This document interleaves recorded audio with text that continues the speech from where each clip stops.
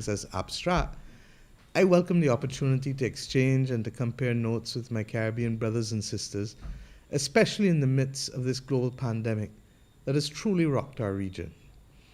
You know, everything in life is relative, and how we see ourselves as a nation must be influenced and even determined by where others of similar size and circumstances are at this juncture in the battle against COVID.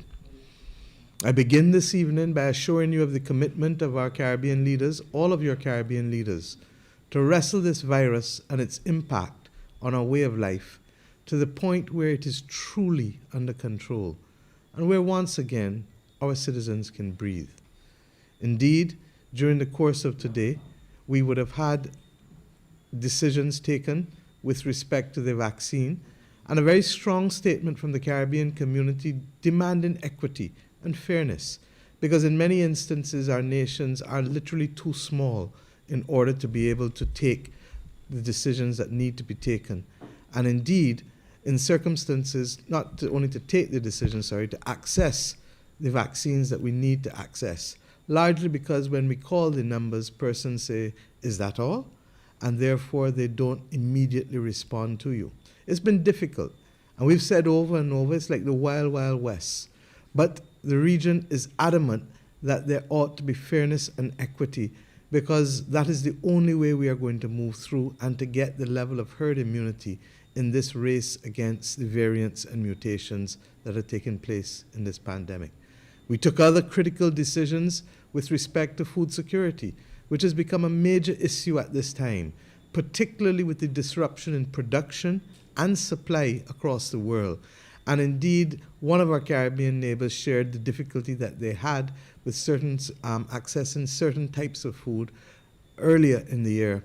And to that extent, we are adamant as a region that what we set ourselves as a target for 2025 in terms of food security really ought to be brought forward. And I may remind you, that was that we should produce at least 25% of our own food in the region by 2025.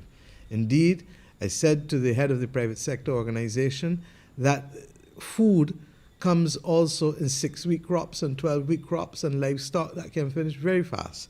And that therefore by 2022 we need to see an appreciable improvement in our output in agriculture. President Irfan Ali from Guyana has literally been the one that has led this with distinction, and I commend him as we go forward. Similarly, for the first time, we've had a CARICOM approach to a joint tourism policy. And why? Because all of us are facing the difficulties as tourism and travel dependent nations of what it is to see. In our case in Barbados, 90% of our numbers evaporate over the course of the last year, and by extension, significant sources of revenue and employment. And not just in the tourism sector, but indeed across all of the sectors, because as you've heard me say over and over, the reduction in those numbers has led to a reduction in demand for the products of our farmers, for our merchants, for services in our country, and therefore we believe that working together we can find joint solutions because we are facing the same challenges. Earlier today, I also had the distinct honor, before I went into the heads of government meeting, of going and marking with the staff at Morris Bayer Polyclinic, Dr. McCollin and Sister Welch, the issuance of our 25,000th vaccine last evening to a deserving, for a deserving population. Why is this important? Because we know that the major way out of this pandemic is through vaccination. Today, as I came to sit down here, I'm told that we would have done 29,186 vaccinations today, totally, ensuring that just over 3,000 vaccinations again today were added. This has been accomplished, my friends, in just over 2 weeks since our shipment arrived, as a gift from the government of India. I use this opportunity again to repeat my thanks to Prime Minister Modi on behalf of the Barbadian people. That we hit the ground running, and that we can tonight speak of in excess of 29,000 persons having been inoculated in Barbados is a tribute to the hard work and conscientious efforts of many people in our nation. On this occasion, I want to say a very special thank you to the co-chairpersons of the COVID Rollout Committee, Dr. Elizabeth Ferdinand and indeed Major David Clark, and also to Chantal Monroe-Knight, who has come in over the course of the last week to assist them. I also want in particular to thank the dedicated team of public health nurses, ably led by Sister Cook, for your contribution in helping us to reach this milestone. Indeed, I had many jokes this morning with Sister Welch as she shared with us what it has been like. And I hope over the course of the next 2 weeks to visit as many of the polyclinics and to meet many of the nurses who are on the front line of doing this battle for us. This is, of course, on top of the very good work being done by our Minister of Health, Lieutenant Colonel Jeffrey Bostick, and I thank him for being here tonight with me, his Permanent Secretary, Janet Phillips, the Chief Medical Officer, Dr. Kenneth George, the Senior Medical Health Officers, and of course, all of the other team of excellent healthcare professionals who have made all of the difference. In particular, I want tonight to single out the medical officers and their teams of nurses and environmental health officers at the polyclinics, because you truly have been thrust into it with the testing and now vaccinations, and we thank you.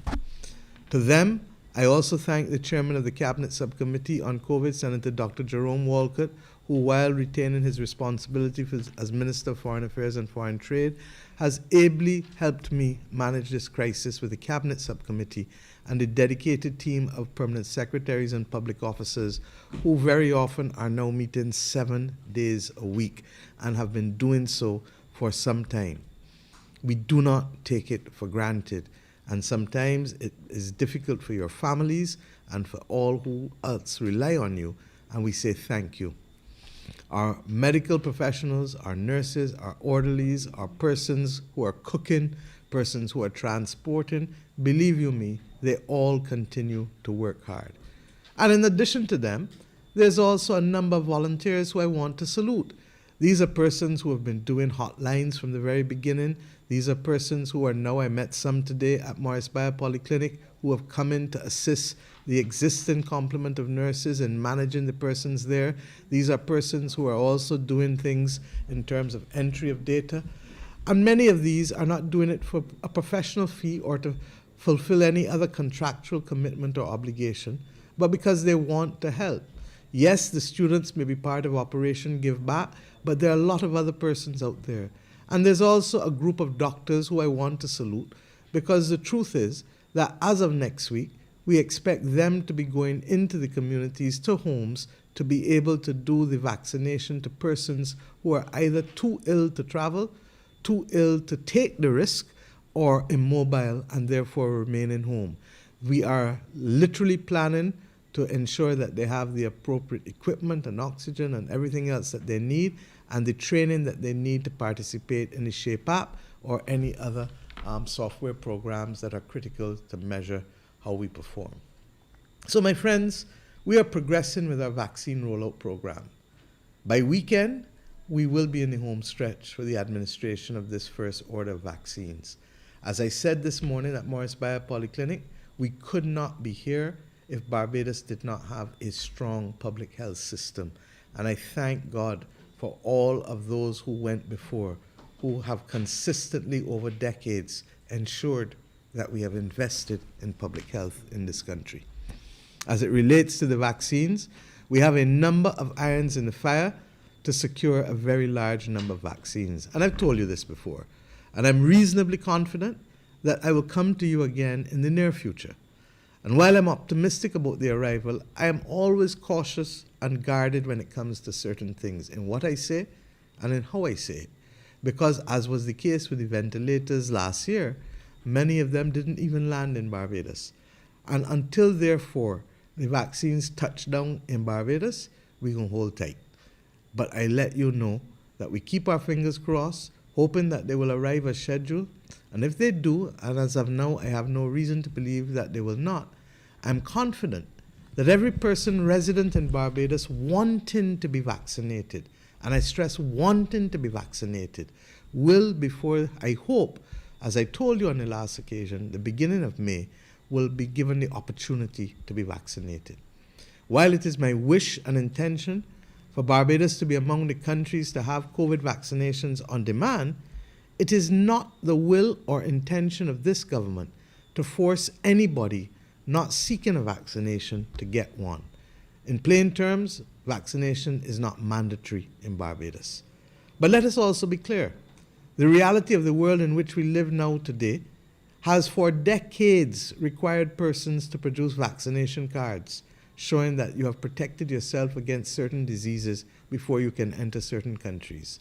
And let us not talk about students going to study overseas or persons applying for a green card.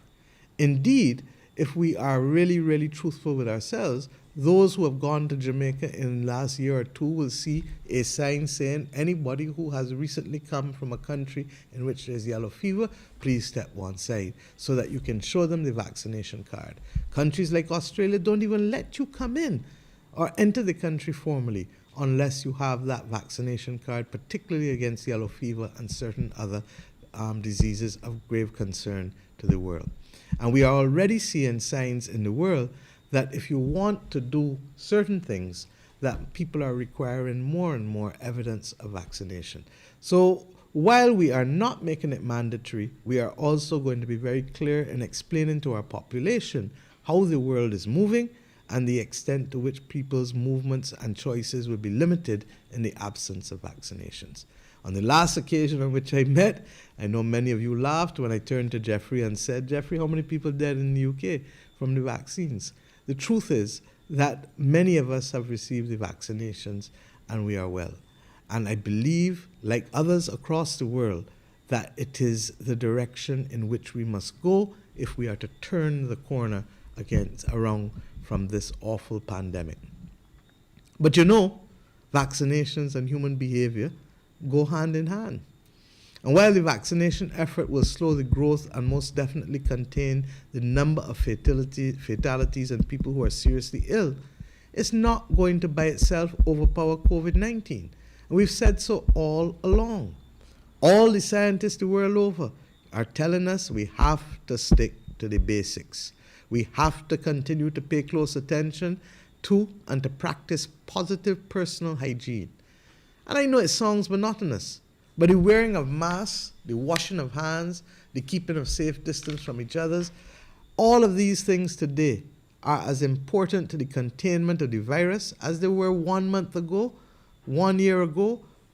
It is still what we must do. And I therefore ask us not to drop our guard with respect to that, while at the same time I ask those of you who have not yet considered taking the vaccine to do so. As I said, almost 30,000 Barbadians have agreed to do so already, have done so. And indeed, one of the things that we're finding is that as we have opened up to both the vulnerable and the elderly, as well as those on the front line, persons are now calling in large numbers saying that they want to participate in the vaccination program. We've had a number of police calling back saying that they want to do. In fact, we have a special session for them on Saturday with over 100 of them coming. We've had over 150 fishermen and fish vendors who have understood that the safest way to operate in the markets is by they themselves getting vaccinated. We've had also an outreach now. I've instructed them to speak to the Barbados Christian Council and the Barbados Evangelical Council. Why? Because priests are some of the people who are also out there on the front line.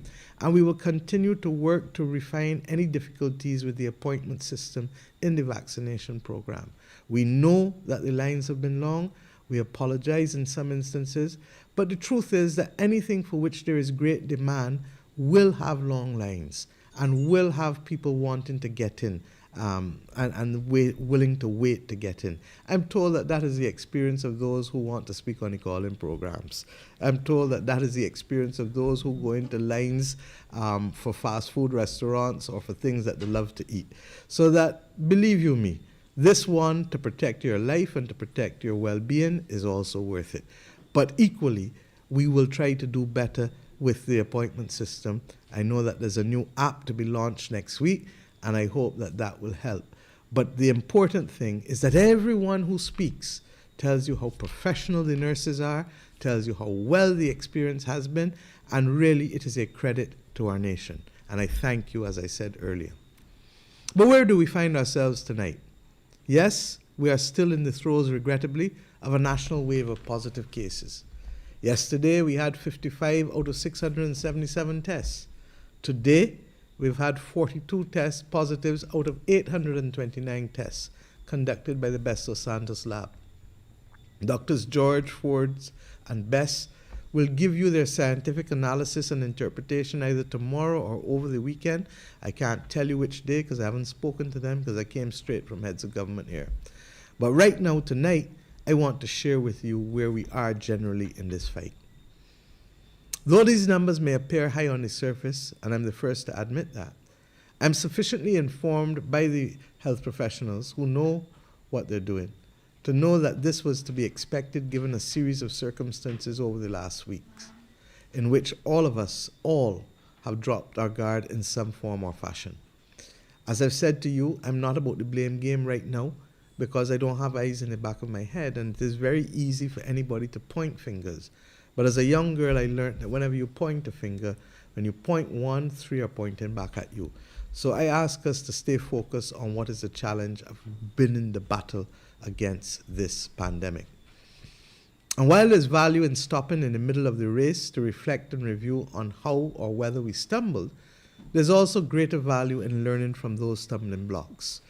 We welcome all commentaries and observations and shall take into consideration all which is proffered in good spirit and from a perspective of knowledge, insight, and experience.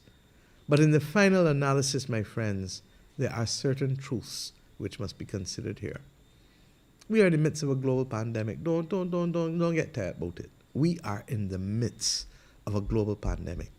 The last known global pandemic was in 2009 when the H1N1 virus appeared. And even though that pandemic did not reach our shores, thanks to the vaccine effort back then, it was a pandemic nonetheless. We must be ever mindful that COVID-19 is still evolving. The many strains and variants emerging tell us there is still a level of dynamism.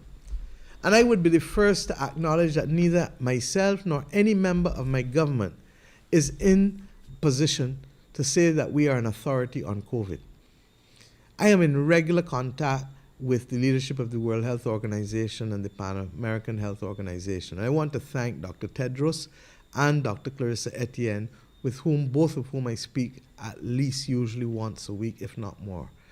I told you earlier, CARICOM leaders examined this matter in detail all yesterday and for a while today again.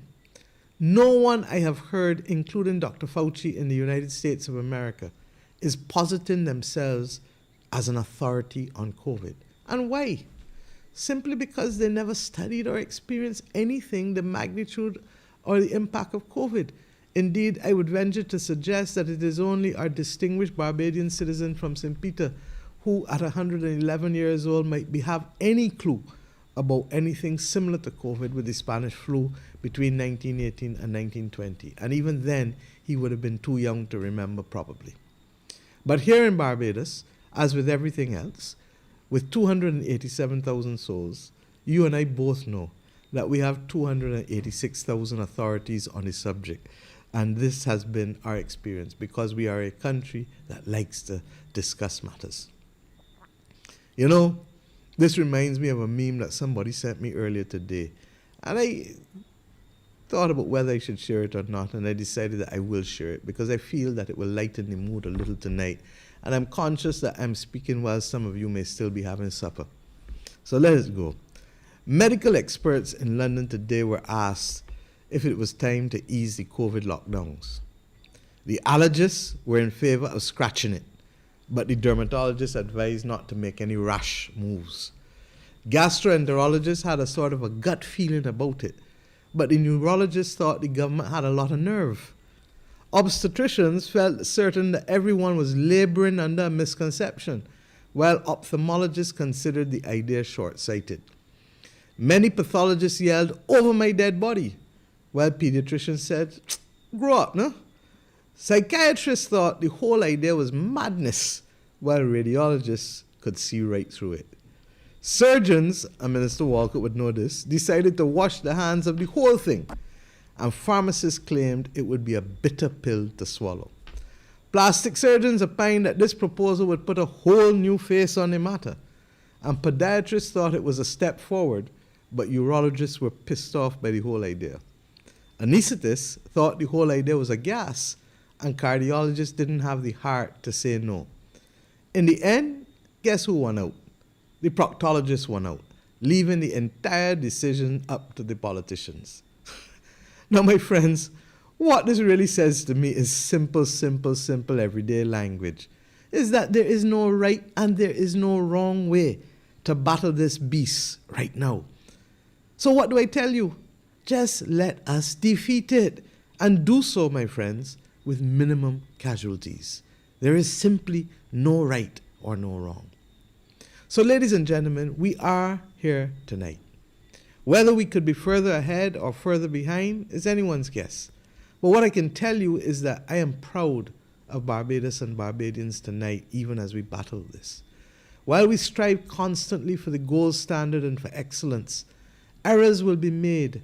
And when they occur, we have, of course, corrected, and we will, of course, correct in the shortest possible time where we can. The reality is, however, that there is no government that has had to manage in these circumstances, so there are no perfect templates that one can follow. No matter what policy or other choices one makes, there will always be a school of thought that is different. Indeed, only 3 weeks ago, in speaking to a distinguished former Caribbean Prime Minister, he shared with me that he really does not envy those of us who are at leadership at this time in the world's affairs, because between the pandemic and the climate crisis, buttressed now by what is clearly morphing into severe economic recession and depression, that this is one of the most challenging times that we've had to lead and manage countries, certainly in the post-independence era, and arguably easily since World War II. So it is difficult. And you and I know that this administration has never shied away from difficulties. When we took over the management of this country's affairs, the country was in dire financial and economic circumstances. And we took decisions and adopted an approach with which many didn't agree, and of which several experts were highly critical and some are still critical. We never sought to drown out the opposing voices then or the public debate then, and we shall not do so now. In the course of time, many of those voices were silenced because our approach worked, enabling this administration to dig the country out of a deep hole. There were many who were telling us that our approach to debt restructuring was fundamentally wrong. But my friends, if we didn't do it, we would not have the fiscal space or the room now to be able to fight COVID. There were many who told us that we shouldn't even go to the IMF. But if we didn't do it and agree to do the adjustments that we were doing in order to be able to access, one, not only cheaper funding, but more importantly, to unlock funding from other institutions like the IDB, the CDB, and the Latin American Development Bank, we could not now today have reserves over 2.6 billion Barbados dollars in gross international reserves, thereby giving us the flexibility of continuing and undertaking and expanding, our aggressive public sector investment program so that we can get on to the task of putting Bajans back to work and trying to grow this economy. I said to you earlier that we're not perfect. And indeed, one of the challenges of being a small nation, as you keep hearing me say over and over and over, is that we do not have the luxury of very often having redundancy, so that we may have one infection specialist as a doctor, but we don't have anybody to relieve him. We have certain skills in certain areas, but we don't have the redundancy. And because this battle has gone on for more than 12 months, it puts us under severe pressure as a small state. That is why we try to help through regional institutions by helping each other through functional cooperation. But even with that, it is not always possible. That is why we are grateful for the nurses from Cuba and Ghana helping us at this point in time. And that is why in this very room on the 2nd of January 2020, I asked you to join me on a march to make this country world class over the next 7 years. Little did I know that we would have the first major challenge as to whether we have the will to succeed or not. And that has come with this COVID crisis. But I trust that if we make that effort, we can do far better. And that is why we are not yet there at the point of being world class. And that is why we continue to find things that we can continue to improve and do better. And I ask us to bear in mind that this crisis, this pandemic, is so wide-reaching that there are too many moving parts and therefore requires us sometimes being a little more understanding. They say that I'm a hard taskmaster, but I've learned patience and I've learned tolerance in this last year as we deal and work together to make our efforts better for the benefit of all Barbadians and visitors. My friends, we believe we will take this country safely through this, despite our detractors, despite the fake news and the false things. Only today we have other examples of fake news moving around seeking to disrupt the orderly process of the delivery of services to people. So we are becoming accustomed to it, but we shall never accept it as the norm. We know that COVID-19 has also overwhelmed our social welfare and government systems, not just in Barbados, and health systems, not just in Barbados, but the world over. And therefore, this experience is not unique to us. We had the challenges at the lab. I sat in this chair too many times explaining it to you. And tonight, I'm happy for the first time to say to you that we have an oversupply of reagents and an adequate supply of swabs, seeking to get more, and that we are on top of that process that should allow us for quite a few months to continue without interruption. And you have seen the evidence of it with the lab being able to deliver results within 24 hours, and that is why we see the numbers going in the way. I'm going to ask Minister Bostic to also release through the Health COVID Communications Unit tomorrow a graph that he shared with me today, also showing the positivity, so that Barbadians can begin to see that while we are still concerned, the truth is that we have also to be cautiously optimistic as we go forward.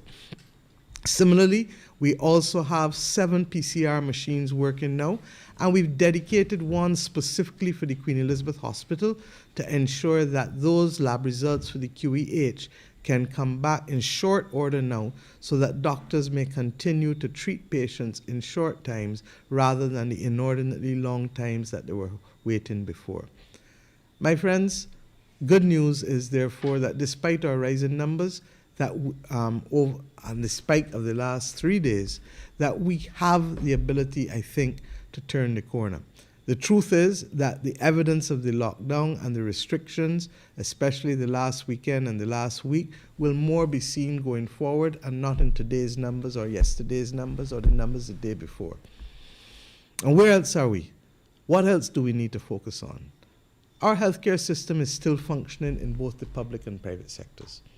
Every single person with COVID can be and is treated without charge in a purpose-built world-class facility.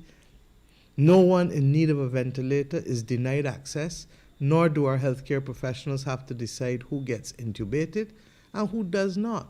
And while I'm on this point, I want to remind young Barbadians in particular.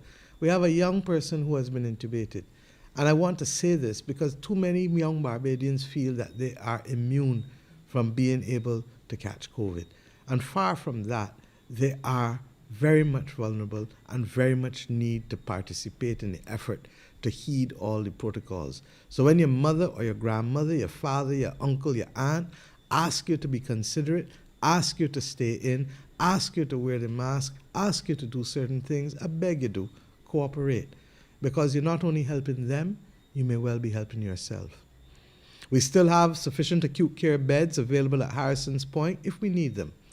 We still have well-established and well-outfitted quarantine hotels because we've chosen to use, in many instances, existing hotels. And we also have chosen to have, separate from Blackman Gaol and the dedicated nursing home that we had, to use hotels as isolation facilities as well, where positive and asymptomatic persons can be monitored and cared for as required before release. Many of them are not yet at capacity, but if it becomes necessary, as I told you on the last occasion when I was here, we will add more. And more recently, To avoid persons with positive results remaining in homes, Minister Bostic announced on Sunday night that we would be ensuring that persons who are primary contacts to persons who tested positive, where they live in households that can easily be described as overcrowded, that we will take those persons out and ensure that they remain in quarantine hotels while they await the results from the testing as a result of them being a primary contact. I'm happy to report that this process has started, in the same way that I'm happy to report that his concerns with respect to the transportation, collection and transportation of patients has been dealt a turnaround by us ensuring that we've applied all of our resources to be able to improve on the effort of the last few weeks. This I regret, but this I know we've started to do better since he spoke on Sunday night, and we will continue to ensure that the government stays the course on this. In some instances, though, I must tell you that people have given wrong numbers, and therefore the ability to reach them has not always been easy. And I appeal to all who are being tested, please ensure that your contact details that are given to us are accurate and that we can find you as soon as possible.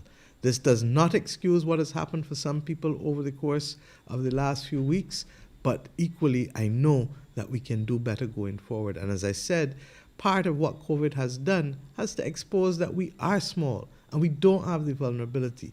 And in many instances, institutions have literally on a weekly basis been threatened by numbers being removed as a result of positive tests with COVID. And this has also affected some of the functioning of the Barbados Defence Force, who has really been in the front line of helping us in this mammoth logistics effort with transport. I am satisfied, however, that we have turned the corner on that and will continue to do so. So my friends, where else have we gone? This government has also carried out and is in the process of still carrying out one of the most comprehensive financial support programs for individuals, families, the elderly, the vulnerable, and almost every category of worker, from hairdressers and nail technicians to taxi drivers and self-employed persons to vendors and shopkeepers to fishermen, than this country has ever seen since independence. We've not finished distributing the care packages, and that has been compromised partially, as I said, by the numbers who were affected in the BDF. But believe you me, we still believe that this is the fairest and most transparent way to distribute food, going to every household in the areas where people are affected. As I said, we are deliberately not targeting upper middle income and middle class areas, but are going into working class and lower middle income areas where the need is greatest. And to that extent, I thank you for your patience. I know many of you have already received, and some of you will continue. Some of you will receive as we go forward in the next week or so. I don't know of any other comparable program in the region, and I would challenge anyone to find me a larger number of similar programs globally. Why? Because we've stopped and we're small enough to ensure that we care for each other and reach out to each other. Will we give people the best of everything? We can't. We can't afford it. But will we make sure that people can live in this country? We must. And to those of you who are feeling agitated, I get it. Believe you me, I get it. And it is for that reason that I support the outreach program by the Ministry of Tourism on mental health to hotel workers. And I know that the Minister of Health as well, Jeffrey, is working on a similar program to ensure that Barbadians who feel stressed out, who feel as though they really can't take it no more because of COVID, because of the restrictions, we get it. And we want to make sure that the access for the mental health support, both in the public and private sector, is as much there for you as anything else. So stay the course on it. It is now generally accepted, however, that COVID-19, with its many variants and mutations, is truly an insidious disease that will plague us as humans for a very long time. We don't know whether it will be another year or 2 or 3 or longer, but we do know that we need to ensure that we can vaccinate our populations to make sure that we can reduce the possibility of death, of severe illness. And at the same time, if we do it as we have reflected again in CARICOM today across the world, then we can ensure that the world is in a race to put down the variants that potentially can undermine these very noble and expensive efforts that we are making to save lives.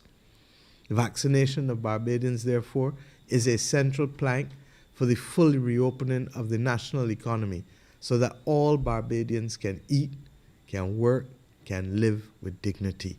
And we can get back to having an aggressive public sector investment program and capital works program, while encouraging those within the private economy who can to be able to do so, recognizing that really and truly the private economy has taken a major, major lash as a result of this pandemic.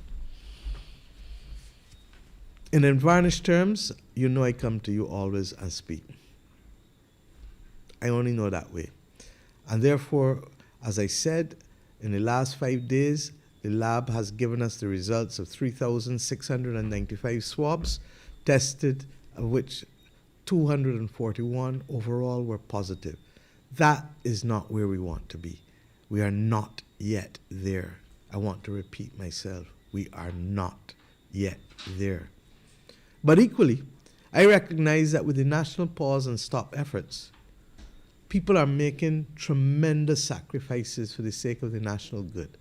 And as I've thanked so many others tonight, I want to thank the majority of you Barbadians who have literally risen to the call and have stayed put, and have ensured that in many instances you have also become part and parcel of our national compliance effort, ensuring that persons who you know are doing the wrong thing, that you are telling us and you're telling them to. But we all know that even though people are making these sacrifices for the sake of the national good, that they can't do it forever, and that neither the country nor our citizens can remain in a state of indefinite restriction. Minister Bostic said Sunday night, and I heard him very carefully, that if he could, he would say continue forever. Not forever, until we get it even further. But the truth is we can't, because we are not a country that only has a single issue called COVID. We're a country where people have other problems and other challenges. We're a country where people have other health challenges. We're a country where people need to work. We're a country where lack of access to money will cause businesses to close and fall, and where jobs will go, and where therefore other social issues will rise to the top very, very, very, very fast. So what do we have to do? We have to measure risk. We have to make decisions accordingly so that persons know that when we do so, we're taking them into account and their activities. We want to have safe work for safe people in a safe country, as you heard me say over and over. So we look at things. Persons who work outside are generally at less risk. Persons, however, who work in markets need more monitoring. And therefore, what we recognize is that we can put in place systems. In some instances, we can put in place and permit work to continue outside in construction, largely because people are not working up underneath each other and they have the fresh air. But in other instances like markets where people are together, we may have to put permanent persons there to deal with compliance and enforcement. And then ultimately, there are those across the country where we may not have a static compliance position, but we may have people moving around in order to be able to ensure that people are compliant. But as I said earlier, who are the greatest members of the compliance unit? Is you, each and every one of us, because we need to be able to ensure that people are doing the right thing. I therefore propose as follows, after consultation with the Ministry of Health and with the Cabinet Subcommittee, the following. 1, that we will have a phased reopening starting from Monday. And why phased? The science and the efforts of all recognize that sharp shutdown, but gradual reopening. And that is the approach that we have been advised to take, and it is the one that we shall take. Effective Monday, 1st of March, in addition to the existing 6 a.m. to 9 a.m. access to the beaches and parks, persons will also be able to do their exercises and to secure a sea bath between the hours of 3 p.m. and 6 p.m. each day. In the words of Anthony Hunt, 7 days a week, including Sundays. There's a little levity needed sometimes. Um, Secondly, we will ensure, however, that there are no use of pleasure crafts at this stage because we are simply just trying to deal with people's mental and physical wellness at this point in time. With respect to the workplace, we have to make some decisions. We shall be encouraging outdoor commercial activity wherever practical. And let me say that while tonight I will give you the broad outlines, the Attorney General will speak to you on Saturday in more specific terms as it relates to the nature and details of the directive. So let us go. Therefore, effective Monday, March 1st, persons employed in construction, all forms of agriculture and farming, fishing, manufacturing, auto mechanics and repair, and other categories will be defined in the directive will be allowed to resume their normal work activity. But these are generally things that are carried out in the outdoors and therefore are not as risky as things that are being done in areas that have little or no ventilation. In addition to the outdoor activities as I've outlined, we have observed and analyzed former practices and are satisfied that some indoor activities can be permitted as well, effective Monday, 1st March. Therefore, hardware stores, appliance stores, farm and gardening stores, plumbing stores, electronic and IT and telephony stores are permitted to open.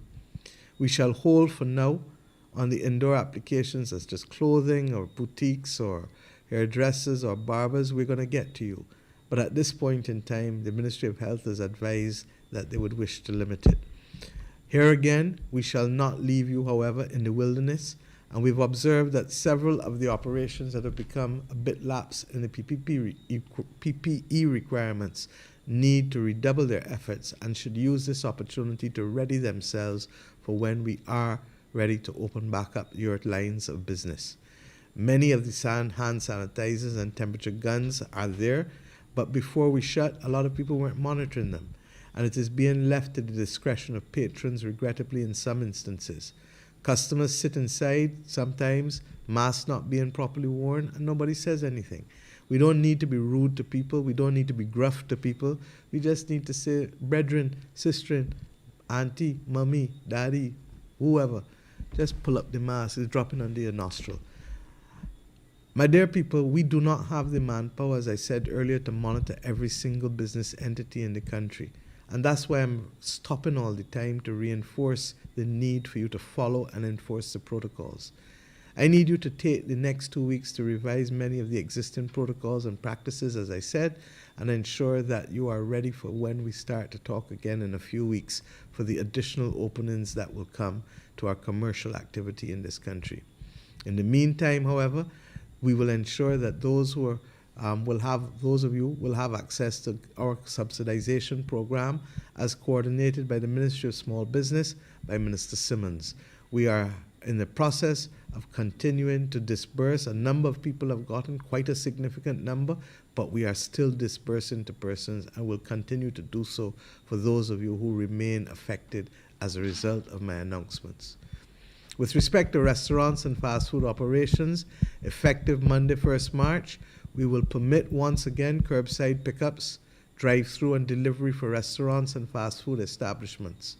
We will ensure that let me put it a different way. We expect that there will be a large number of people, including small food vendors and cook shops and persons who sell pudding and sauce and food going forward. And while I am the first and foremost sometimes to tell you that we will be there, I want to deal with a difficult matter. And I'm going to deal with it now. You cannot be selling food on the shoulder of a highway. We simply can't be doing that. It's not safe for you in case somebody comes off on the shoulder and knocks you down. And similarly, it is not safe to the patron, and it is not safe from a public health perspective. So let us use this opportunity to build forward better. And therefore, along the ABC Highway, let us not go back selling things and food there.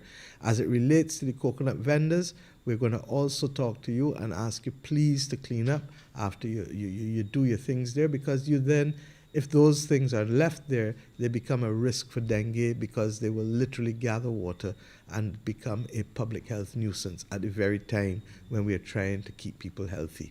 What I will say to you, is that you know me. I'm not going to ask you to move from where you're making a living. And that's why it hurts me to the core when I hear people talking ignorance about this government against small people. Tell me which other government has ever put in place the kind of support that we've put in place for small people in this country. And whether it is those working from Temple Yard, or whether it is those who have been allocated lands to farm, or whether it is those we want to continue to work with, believe you me, this government is going to be there for you as long as we're capable. But let's also get real. What we need to do is to make sure that we don't put you in harm's way too. And we don't want to put you nor your patrons. And therefore, to that extent, I've instructed Minister Simmons to meet with those of you who are selling on the ABC Highway and see how we can find ways of relocating you to make sure that the practice, which is no longer tenable, can move. Other roadside vending across Barbados must be done in accordance with the law. I have every strong support for vendors, and that's why the Barbados Association of Vendors was given a location that brings greater dignity to their actions in a way that they never had before. We put them down at opposite Wises on Spring Garden Highway last year. We will work with you, but don't let us don't let us do things that will cause us regret as we go forward. And that's why I'm appealing to you, even in the midst of this, to let us build forward better. And those with other roadside vending, do it only when you have permission. I also referred to the sailing and the positioning, as I did before, of cars on the shoulder of the highway. All of these things undermine the order that we need at this stage. With respect to administrative offices, professional services, parts and repair operations, things that are really functional, and then government entities such as the law courts, the registry, the post office, the land registry, etc. I'm advising corporate registry that these can and should reopen utilizing minimum physical staff necessary to offer a satisfactory level of service to the public.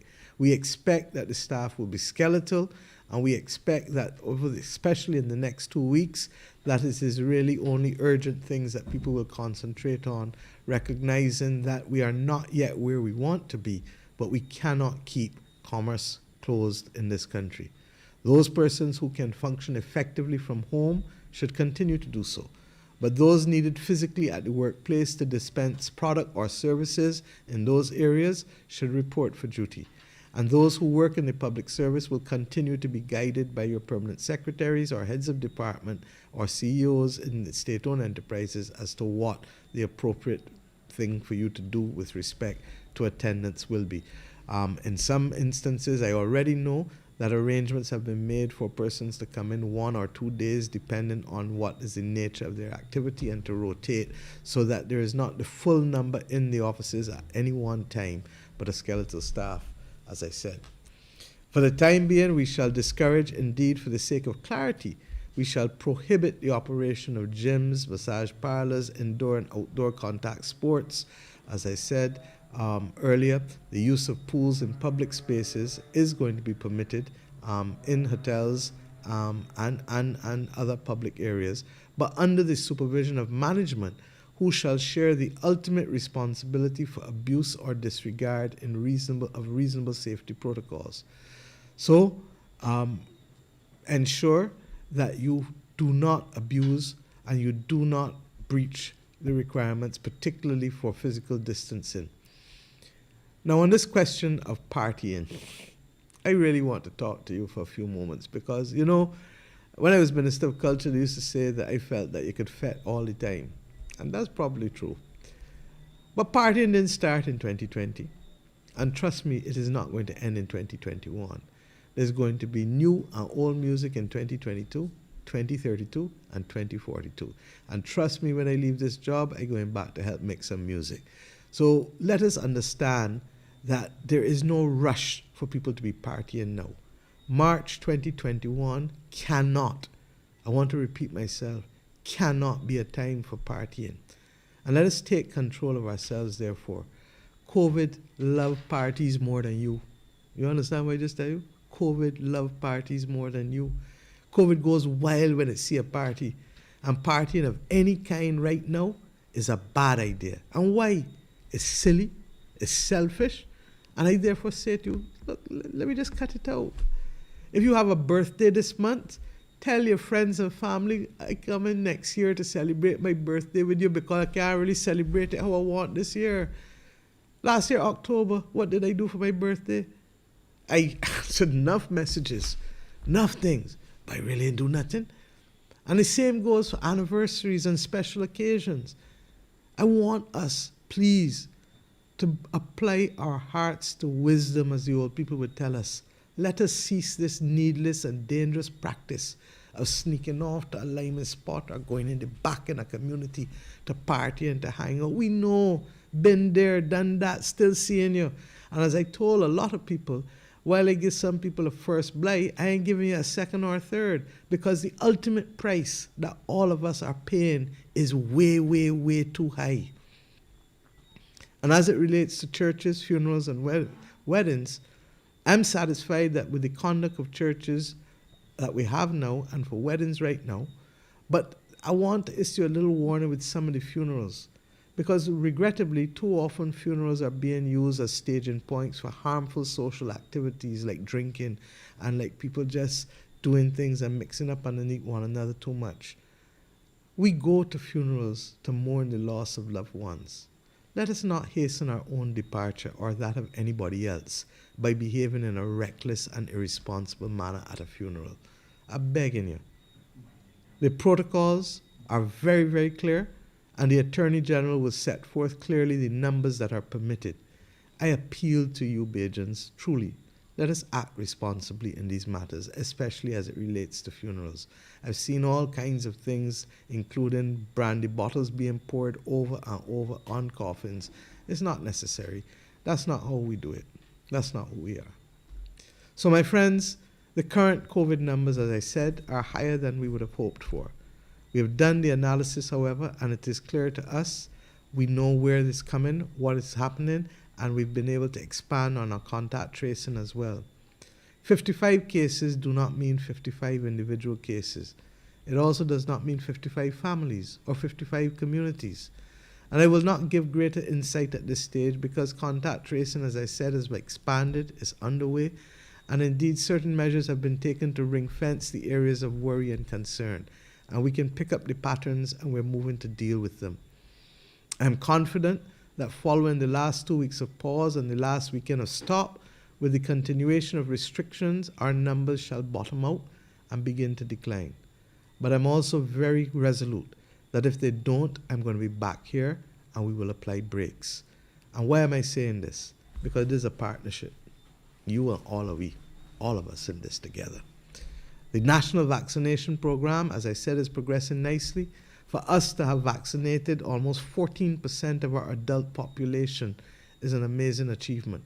And I want us to know that we will continue aggressively to go for it. But we need as many of you, when the time comes, to come forward and to allow us to be able to resume some level of new normalcy, because it's not going to be the same as before, but new normalcy, so that people can live and eat and live in dignity in this country and work in dignity. We are reopening slowly because we want to manage the situation. And we feel that as we do that and expand the vaccination program so that all who want a vaccine can get a vaccine in Barbados, is the exact way where we will literally be able to turn the corner on this. We want to monitor and minimize abuses. We want to climb slowly back to normal. And we want to build forward better. I have every confidence in you, my people, in this country. Even with this reopening, we must act responsibly, continue the basic protocols. You can say she's a stat record, but that's all right. Not the first time you're going to say so about me. Continue the protocols of mask wearing. Continue the protocols of washing your hands with soap and water or using the hand sanitizer. Continue to keep distance where you can, especially when the shops open back next week, as they will, and the vendors open back as they will, and the fish markets open back and other markets open back. We will have people at the markets there watching you and holding you to account and to literally comply with the protocols. With respect to the shops, we rely on you in the communities. We will have roving patrols, but we rely on you in the communities. And why? Because a village shop, more than anything else, is absolutely that, a village shop, a community shop. And the people who therefore will be affected by it are persons in the area. So let us make sure that persons comply with the protocols. At the same time, my friends, I have also said to them and responded to the Minister of Health, who has asked that we do not have commercial activity in supermarkets, hardware stores, or any stores on Sundays for now.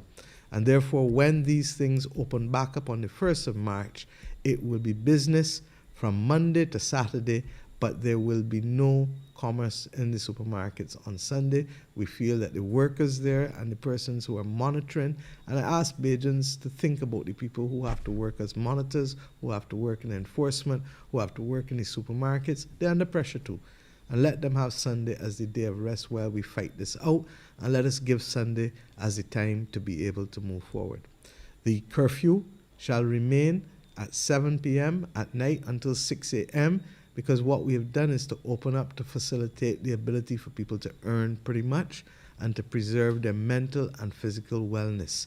But at the same time, it cannot be business as usual because of the fact that we're still fighting these numbers.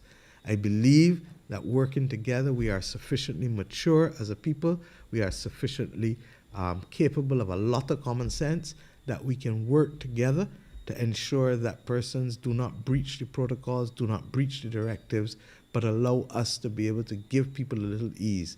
I use the example with my colleagues of a pressure cooker. If you don't ease the pressure a little bit, the pressure cooker is going to explode. And therefore, you need to be able to have something that eases the pressure a little bit. We are trusting you to allow us to ease the pressure a little bit. But we equally know that if we have to press brakes again, we shall do so. As I said, supermarkets will continue therefore to open from Monday to Saturday. The times will remain the same because the curfew is 7 to 6 in the morning. And the hardware stores and all of the other appliance stores that are being open and other things that are being open will follow that footprint, with the one exception of gas stations that will remain open on Sundays, not the mini marts of the gas station, but the gas station itself. But for Monday to Saturday, gas stations will in fact have their mini marts reopened to join the other mini marts and supermarkets that have existed open over the course of the last few weeks.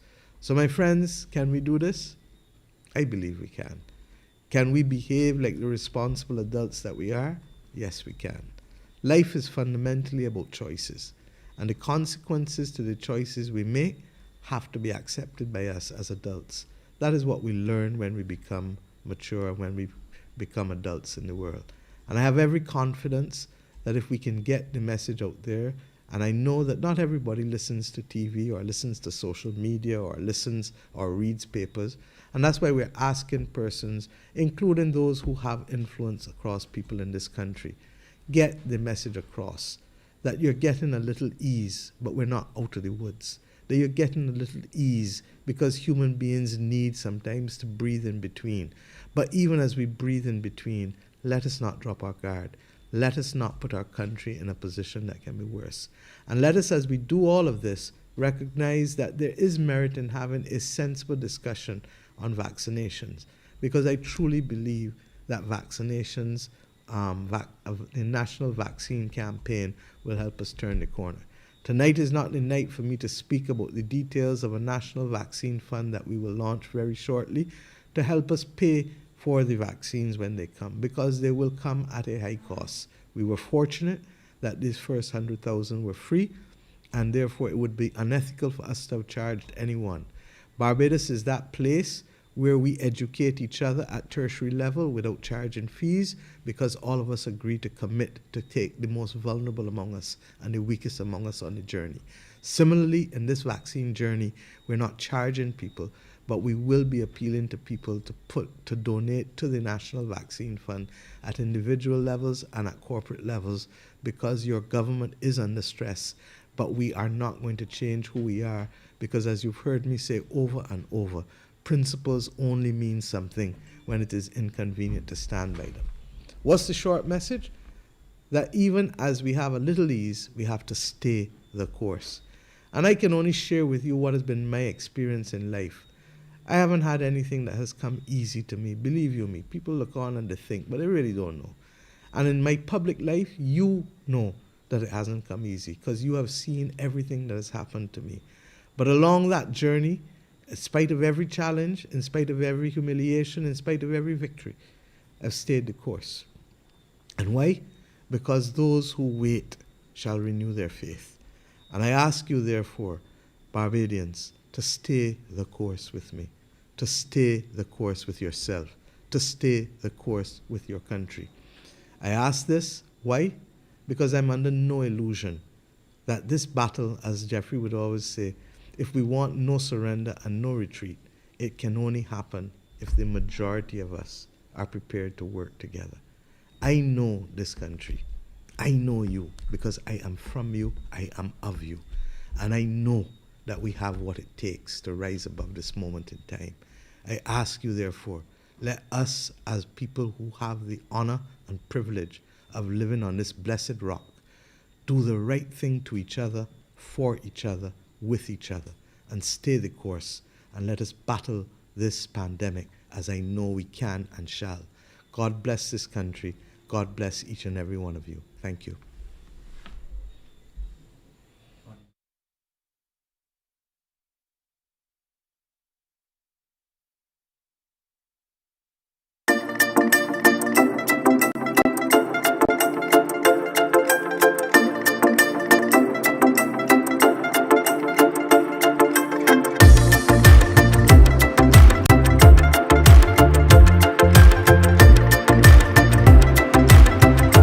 Last night in the country, we reached 25,000 vaccinations. We surpassed it.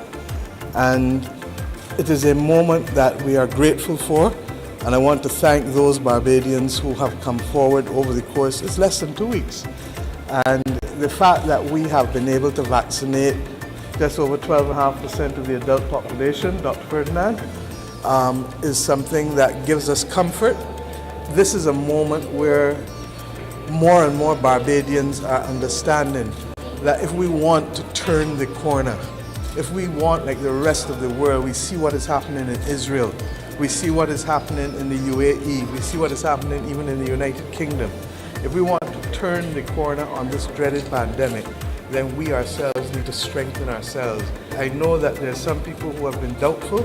I think that more and more people are realizing, well, look, if 25,000 people have been vaccinated and everybody good, then a lot of what you're hearing on social media and a lot of these stories and things are exaggerated versions and do not accept the reality that in our lives as human beings, we've been vaccinated from a child. And that the reason why we can talk, Dr. Ferdinand, easily now about mumps and measles and rubella and smallpox and all of these other things, yellow fever, is because we are accustomed to giving children and people vaccines. Also, any of us know that you want to travel to certain countries in the world. You can't go unless you have the vaccinations. They don't let you in. So I am aware of the movement globally, but I'm equally aware of the common sense of Barbadian people. And we are here today to mark the fact that 25,000 people have said, look, we feel that this is going to make a difference to my life. And as you move around and talk with the patients here and elsewhere, there's a sense of relief, and there's a sense of gratitude, and there's a sense of happiness. This morning is about also giving comfort to those Barbadians out there who are still pondering, who are still thinking. I say, go talk to your doctor, let your doctor talk through the process with you, and give you that sense of calm and comfort, and come. In this building really lies the legacy of public health in Barbados. And that's one of the reasons that we chose to come here. And we take it for granted.